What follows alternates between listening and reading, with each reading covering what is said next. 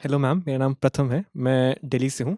सो ये मेरा first UPSC attempt है एंड अभी जो टाइम है that's like July, August and September, like most crucial. तो मैंने इसकी एक स्ट्रैटेजी बनाई थी एंड उसके regards ma'am I want to ask specially Oishi ma'am कि मुझे अभी ऑप्शनल और आंसर राइटिंग पे कितना प्रैक्टिस देनी चाहिए या एफर्ट कितना डालना चाहिए अकॉर्डिंग टू यू?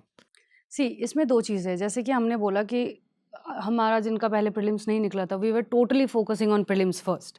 या हमने मेंस को थोड़ा सा साइड रखा था। मेंस के लिए हमने बस क्या किया था कि हमने ऑप्शनल अपना हम करते रहे थे। बट फिर भी प्रीलिम्स के 3 महीने पहले तो हमने शायद वो भी बंद कर दिया था ऑप्शनल। स्ट्रैटेजी मैच हो रही है। हाँ, काइंड हमने वो बंद कर दिया था और वो मुझे लगता है मैक्सिमम लोग बंद कर देते हैं।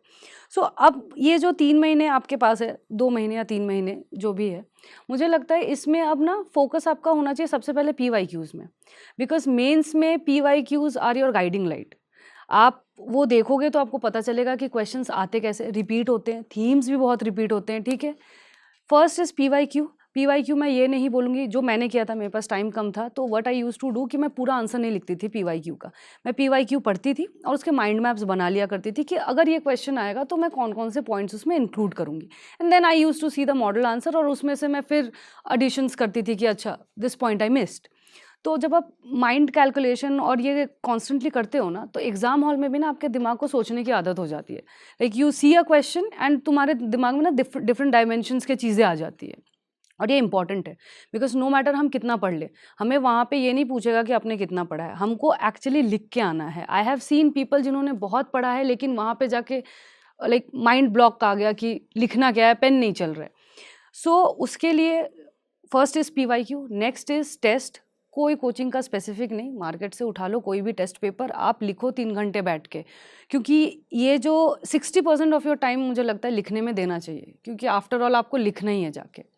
नेक्स्ट इज जैसे हमारे मेंस का जो सिलेबस है उसमें 2 टाइप के टॉपिक्स होते हैं। एक होते हैं जो प्रीलिम्स के साथ ओवरलैप करते हैं, तो वो तो आपके प्रीलिम्स के नोट्स से कवर अप हो जाएगा।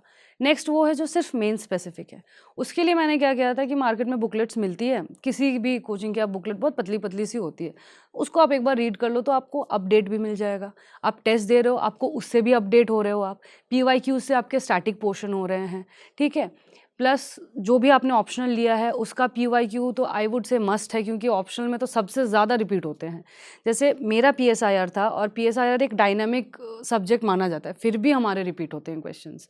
तो जिसका स्टैटिक थोड़ा है, लाइक इफ़ आई से बॉटनी हो गया और ये सारे में जितने उतने ज़्यादा अपडेट्स नहीं आते, उनमें तो बहुत रिपीट होता है। तो ये जो 3 मंथ्स है ना, I think 60% of your time should be on writing and 40% on studying. And जब आप पढ़ भी रहे हो ना, तो do not skip those model answers जो आपने लिखा है। बिकॉज उससे क्या होगा, आपको ऐसा नहीं होगा, इवैल्यूएशन में हेल्प होगा। क्योंकि जैसा इन्होंने बताया, कोई कोचिंग आपका परफेक्टली इवैल्यूएट करके नहीं देगा। बहुत बार ऐसा हुआ है कि मुझे कोचिंग में बहुत अच्छे मार्क्स मिले और मेन में उसमें अच्छा नहीं मिला, और उसमें ख़राब मिले, मेन में उसमें अच्छा हो गया। सेल्फ इवैल्यूएशन ज़्यादा ज़रूरी है, ठीक है। सो आई थिंक ये इट वुड सफाइस मेंस के लिए तो।